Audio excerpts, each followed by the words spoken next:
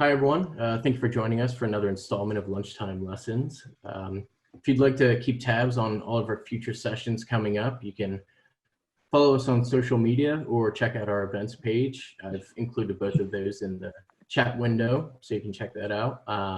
As always, we have a lot of cool stuff lined up.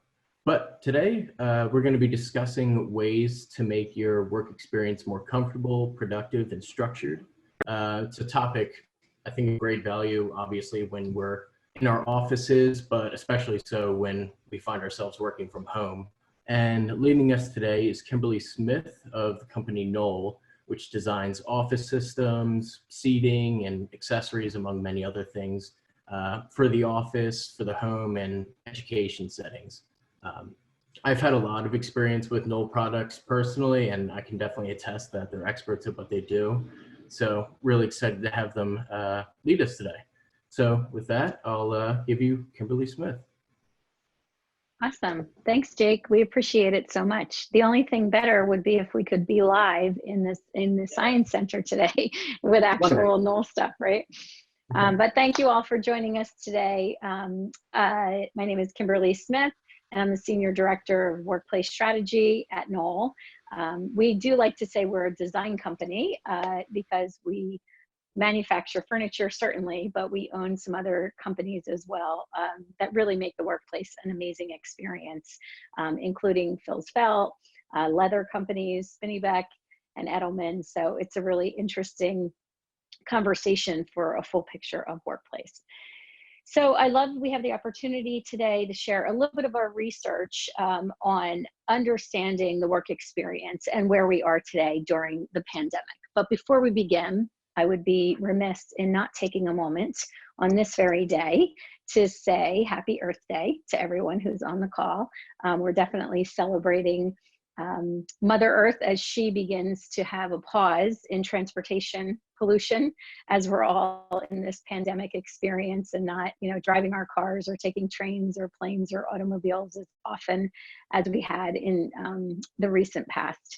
But my company, Knoll, just announced today that we have achieved 100% renewable green energy in all of our North American manufacturing facilities.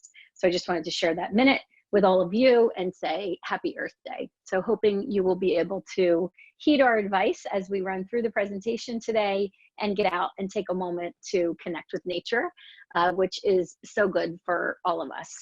So I wanted to take a quick second to just acknowledge some of the headlines and crazy things that are happening. I feel like there's a new headline every hour regarding the coronavirus and COVID-19 and what's happening in the workplace and what we're talking about. But just take a moment to say, it's really important to understand that we could be working even harder in our virtual world than we did in our structure that had been the office. So I'm going to talk through a few of those moments with all of you. If you have any questions or comments, feel free to jump in. If you're in mute only mode, please put in comments in the chat room so that Jake can just follow along and share any moments that you'd like. So this is kind of a snapshot of work today. People are using different video platforms out there. And moving into 2020, Owl Labs, which is a research facility, said that 44% of companies did not allow their workers to work remotely. 18% of the global workforce was working remotely, but as of March, so last month, there was a 500% increase on Microsoft Teams. So it's unbelievable the amount of things that we're doing.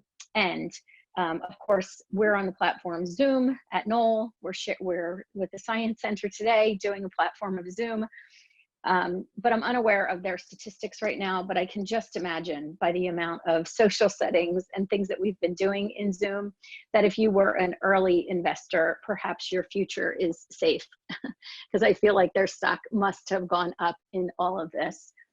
But designing and planning for a remote work experience is more important than ever, because in this pandemic, we've been all forced, if you will, to work from home and not really getting time to really deal with the circumstances around that work arrangement. So I feel like we're going to talk through this, and we'll have a little slant of what could be ideal, what's fantastic from an ergonomic perspective, back to reality and what we're sort of seeing and understanding. And we're, working with our customers to get creative around some of the solutions that we're helping people get back to work safely in an environment. So, before you begin thinking about envisioning what you might need to set up an office at home would be a great thing. So planning ahead for logistics. That would have been amazing had we had a little bit of insight. But for some of you, I remember March 13th, Friday the 13th, being my last day that I was working outside of the home. And now I've been in my home in Bucks County, Pennsylvania since then. So it just sort of happened really quickly. But there are certain things that, maybe you could think about in moving things that you have that are existing in your house into your setting where you're working, and also providing yourself with a variety of settings. So we're going to talk through that experience with you as well. And then be creative in your priorities, figure out a way that you can get your game plan in action. If there were things that you knew that you needed from the office, make sure that you're able to sort of access them and figure those out. But, going virtually, it's really interesting that you have to think in a different frame of mind when you're actually working from the place that you usually simply reside. So we're going to talk through a couple of those items as well. So probably the one slide, if I had one slide that Jake allowed me to share with you today, which I don't, fear not, this would be the slide that I would share with you, because I feel like these 2 points are most likely the most important from a tips and tricks perspective in helping you to make a transition into your remote work world. So structuring your day is paramount. It is really super important that you begin your day with some sort of outline of how you're going to manage your time. So I feel like our time disappears if we're not sort of structuring it. Now, a lot of times your calendar becomes structure. You're working around the appointments that you are expected to be participating on. But I feel like if you really set and structure your day, if you were used to getting up at a certain time, try to continue to do that. Keep your bedtime the same, keep your getting up the same, so that your body's not adjusting to staying up until 1 in the morning Netflixing and watching Netflix until, the wee hours of the morning. So it's important to kind of do that. And if you had a schedule of getting up and going to the gym or working out or taking a walk in the morning before work, now that you're not having to commute, it makes sense to continue that structure with yourself. So really commit yourself to doing that. Now, having said that, we know that in the Northeast and many other places right now that gyms are closed, everything's closed. But there are so many different virtual opportunities to stretch and do yoga with Adrienne, free on YouTube. I don't know her, I don't work for her, but I do know that it's available to all of you because we do it at my house. And the structuring your day is really important as well. One other thing that is important to that, these two interrelate to each other in a way that structuring your day and considering your rituals layer into each other. And the way I'm going to explain that is coffee, right? The cup is the image here as a visual cue. But if you were used to having coffee with coworkers every day, do it. Do it in a virtual sense. Do it on a phone call. If you're used to walking with your coworkers at lunchtime or in the morning before or after work or something, consider that as a ritual and something that makes you feel like normalized. Consider that a ritual and something that's important to the structure of your day to have you feel like that's a coping mechanism with all of this. If you're used to lamenting with a coworker over what's up in your office, and you grab a cup of coffee with them, set up a meeting, be intentional about what you're going to do and set up a meeting to continue those rituals and be purposeful. You will feel much better from a well-being perspective if you do these two things: structure your day and consider your rituals and make them happen. So oftentimes people are complaining right now about eye strain because they're looking at the computer too much. So they're not setting a structure and setting boundaries like we talked about. Sometimes people are talking about sore back because they're sitting at a table that's lower perhaps than their usual circumstance at the office and leaning over and hunching. So a couple things that you can tweak, even like small things in your house with existing conditions that could make sense. The image on the left is this fantastic office space where this guy is standing at a sit-to-stand desk, which is ideal and fantastic. I would venture to say that very few of you have a sit-to-stand desk at your home office. So the alternative is to figure out changing your positioning throughout the day.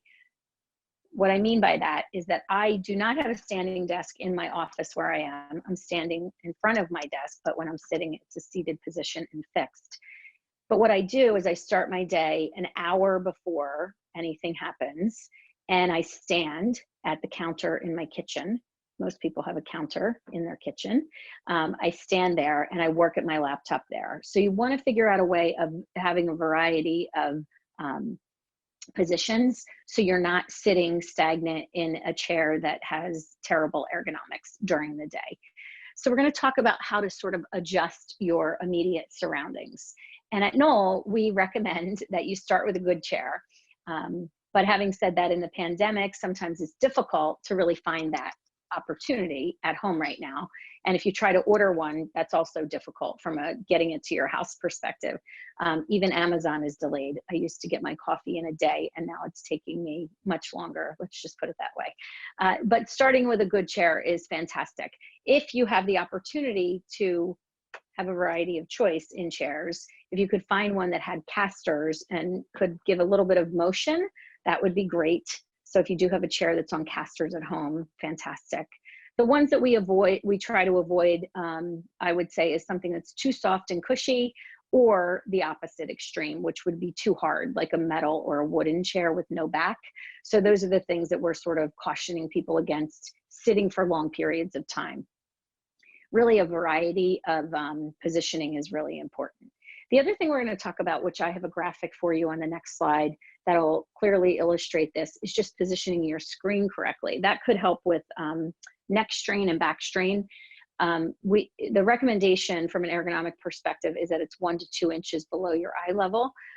So oftentimes your laptop in its current state right now is likely not there. So to prop that up a bit by utilizing some home object like a box from your Amazon delivery, if you got it. And then the other one might be, I always say this and it dates me and tells people my age, but a phone book or an encyclopedia, if you still have those things around your house, those are really great props to set things on. And also, ironically, an iPad box, a box from an iPad is kind of perfect because it sits in a good place. So getting your laptop propped to the right place is fantastic. And then another recommendation that we make for getting your surroundings comfortable is light. Oftentimes people will not have a task light or a desk lamp in the spaces or places that they're calling home right now in the remote workplace. So I would recommend that you pull a table lamp over and put it on your desk, so you at least have the opportunity to adjust your lighting, because as your day goes on, your eyes will get tired and you will be experiencing eye strain. Lots of people are actually talking about how exhausted they are from working from home, that it's such a different presence, that they're exhausted from working from home because they're actually spending more time sitting behind a screen. So whether it be your laptop for work or your computer for work, or your relaxation because there's nothing else to do in the evenings is watching the news or watching Netflix or watching a show. So you're never getting a break from screen. So we're trying to sort of remind people, be cautious and thoughtful around the hours that you're spending behind a screen. And, I keep saying to people, this funny thing that people are laughing about, read a book, right? Take a minute and just read a book in the evenings to give yourself a little bit of a break. And likely you'll fall asleep immediately because everyone is so exhausted. But one thing about this is, if you look at this, this is from a controlled environment, if you will. So this is workplace. This is what we use with our corporate customers and basically say, from an ergonomic positioning perspective, this is ideal. Now in your home, there's just a couple of tips and tricks that I'll recommend you follow. The screen height, which is number one, it says position the top of the screen an inch or two below your eye level. So that's, you know, very personal to everyone. The other thing that I'll mention is number 6, which is actually keeping your legs straight. You're looking at the computer from a straight direction. What people are doing in their home office really easily is moving the computer over and they're canted sideways. So they're straining their neck or craning their neck too much to the right or to the left, depending on which side, your preference for side. So that's an important thing to kind of get yourself from an orientation perspective, looking straight on to the computer with your legs flat on the floor. Having said that, I'm telling you, this is a controlled environment, and where you have a comfortable, great ergonomic chair at your office, likely. I'm a person who sits on my foot, so that's probably terrible from an ergonomics perspective, but just to remind yourself what might be ideal. And then this part is really key to success in a home office environment, is remembering stretching. So the one that does the upper back and you're sort of stretching out, I feel like that one feels the best. So you just basically hold tight to your elbow and stretch it over your shoulder, and also the legs. So if you're sitting too long or you're on a conference call, and Zoom or any of these video platforms are making us sit in front of a camera. So we're expected to be there. You can't multitask and walk away and walk and go get the mail or something like that at the time that people are expecting your participation. So this is a little fitness suggestions on things that you could do to just keep continuous motion throughout your day. And so some of the basics that we talk about with people is, you know, consider your physical setting, which is what we talked about. So really, again, just to remind you, it was your task chair, your monitor, like where that's located, and a task lamp. So that's important. The second thing is testing your technology in a remote location. So understanding your Wi-Fi abilities or lack thereof. So many people I know have talked about getting boosters to their home Wi-Fi. Another business I would like to be invested in, I will tell you right now, is that, but testing your technology with teammates too. So if you have a client presentation, or if you have a presentation that you need to do, like we got together with Jake, we made sure that this PowerPoint presentation worked last week probably. So you want to be prepared to test your technology and make sure that your technology communicates with whoever you're interfacing with. So that's a really important part, both internal and external. And then the next thing is preparing for virtual meetings. They're very different than in person. You don't get the opportunity by being reduced to a tiny little 1-inch or 2-inch square in a Zoom meeting to really get crowd interaction. Like I said in the beginning, it would have been absolutely fantastic if we could be live and in person to all do this together. However, we're not, so we have to adjust. And so what I'm saying to people when they're preparing for virtual meetings is, you know, encourage audience participation. So for example, I was listening into a seminar a couple weeks ago, actually, in the very beginning of all this. And I guess I could say 6 weeks ago, geez. 6 weeks ago, in the very beginning of all this, I listened to presentation skills, and they talked about engaging your audience during these interactive sessions. And one thing I thought is so easy, but so great, they would say things like, okay, everybody type in the chat box an answer to this question, and the first one gets the prize. So I'm going to do that to you right now. So I'm queuing you up to allow you to do this. I'm going to say, what's been the most interesting finding that you have had in working remotely? Something that surprised you that in working remotely you learned. So type in the chat box, and then I'm going to ask Jake to share at the end. So preparing for virtual meetings is different. And if you want crowd participation, you have to always say someone's name first and invite them to participate. So I would, again, say that, like, I know Sabina from our company at Knoll is here. If I needed her to chime in or say something, I would say, and let's hear from Sabina about, you know, what her best finding was. So that's what you need to do. So incorporating movement and visual breaks. So really important to keep moving so you're not sitting and falling asleep at your monitor by 3 o'clock every afternoon when your sugar levels go down. And then varying your posture. So we talked about that. Definitely plan when you're structuring your day a standing moment. So there's got to be an hour at least of time that you're allowing yourself to vary your posture and have a standing to give yourself a break from sitting. And it's likely that you are sitting much more right now behind your laptops than you were in the recent past. The other thing we talked about already is resting your eyes. So is there a moment that you could take to give your eyes a break from all of the screen time that we're having?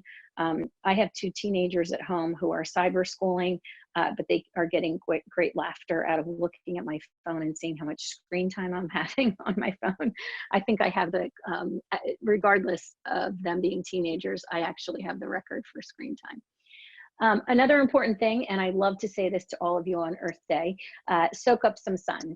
Today, luckily, we have the sun shining beautifully outside. So I would encourage you at any time during today to get out there and get some vitamin D from the sun, because we're sitting inside much, much, much more than we had been when we were going to the office, because you have to go in and out. So the other thing I'll mention is to bring in plants. And so my background behind me, I decided on Earth Day to have one that's outside in a beautiful setting.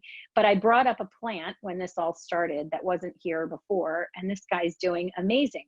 So it's fun to watch the growth of this plant as you're sitting here. It kind of is like marking time, almost like hashtags on a tree in a, if you were like lost on a desert island or something.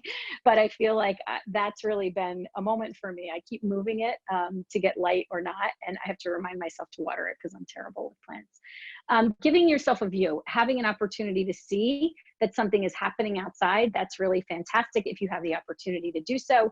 A lot of people in this pandemic, there's an added complexity to the pandemic right now because we have everyone who's living under your roof in the house at once. We have daycares closed, we have schools closed, we have so much happening, with colleges closed.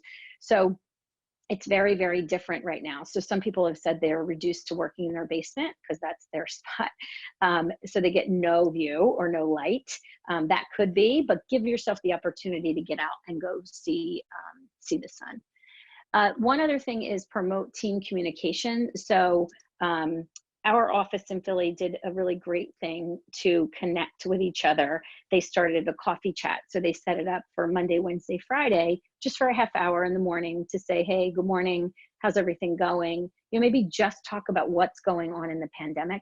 It really helps and kind of replaces that ritual of morning coffee, because normally you would be seeing everyone and talking about events that are happening. Another really important thing is forgiving distractions.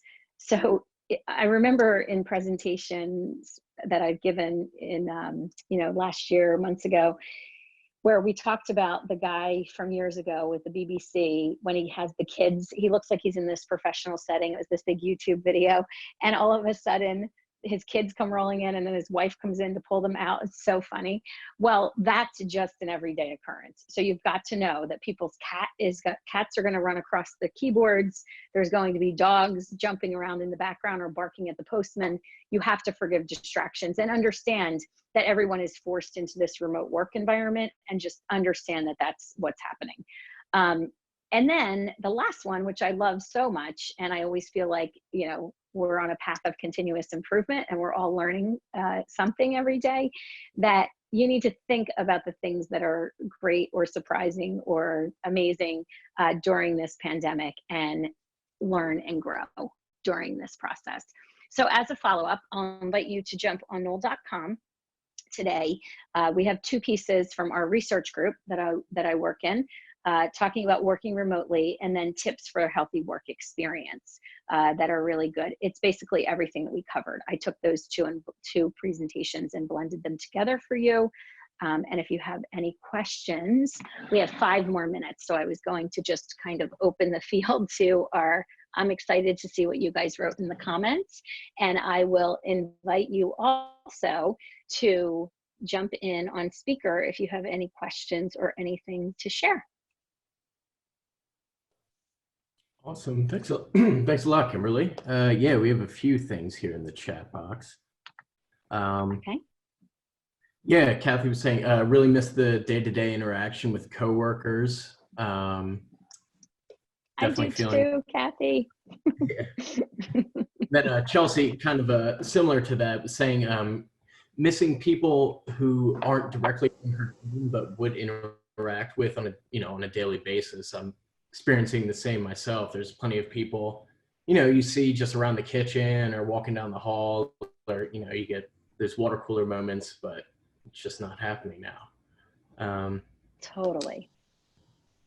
Surprised working from home can be as taxing as commuting to the office. That was me. Let's see.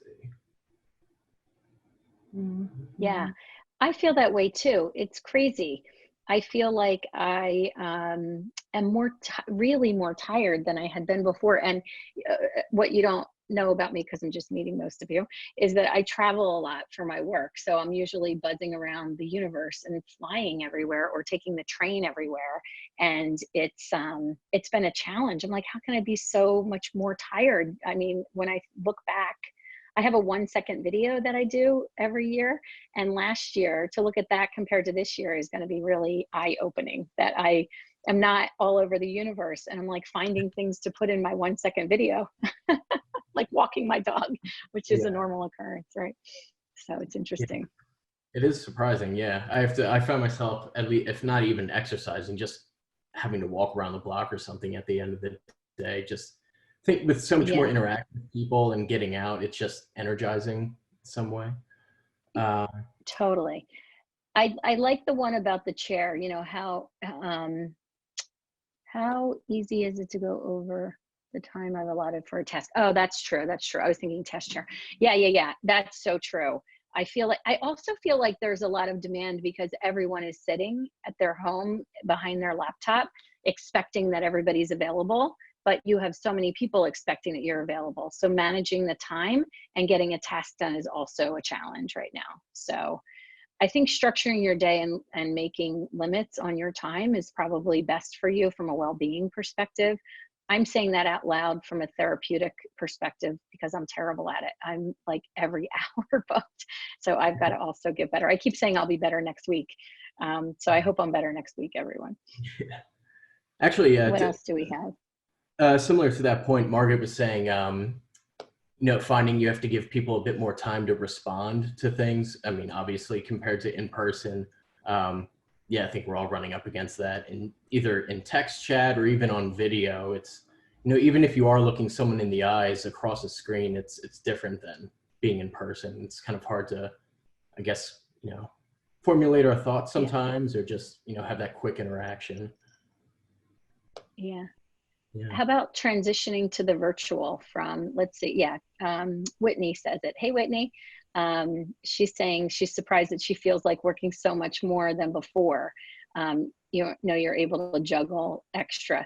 Well, and also, what's interesting about that, Whitney, that I'm finding is that it's so much more complex to have everyone in your house working at home all the time, because my husband works in technology and he works from home all the time. So you would think that this wouldn't change for him, but it really has, because he has extra bodies around and people to, he kind of gained coworkers in all of us being home. So it's been interesting, but we had a little meeting in the beginning and said, where is it that everybody's going to work? My kids both have their rooms and they're cyber schooling from there. My husband has his office and I'm in the guest bedroom of our house, because I normally would love to stand at the kitchen counter. When I work from home, I stand at the kitchen counter, but when there's traffic and people wanting to go get food, it's not polite. So I was like, fine, I'll work in the guest room. So anyway, got to do what you have to do, right? Yeah, we're all making concessions, I guess. So it's 12:30. That's our time. Kimberly, thank you again. That was awesome. A lot of great tips and advice in there. So I really appreciate you sharing your wisdom with us. And thank you, everyone, for contributing your thoughts and experiences. It's really nice to hear we're all on the same page. So thank you, everyone. Yes. Appreciated it. Definitely. Oh, thanks, Kathy. Thanks for joining us. And visit knoll.com, everyone. Check out the tips. They're there for you. Okay, thank you. Thank you. Bye-bye. Everyone. Thank you. Bye. Take care. Be well.